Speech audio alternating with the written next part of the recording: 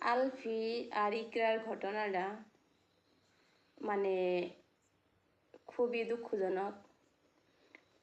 একটা মেয়ে মানুষে এটা বুঝাই দিল যে সব কিছুর ভাগ দিবার পারে, কিন্তু স্বামীর ভাগ দিবার পারে না।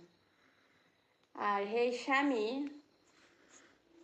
2টা ছাড়া 3টে বা 4টে বিয়া করে।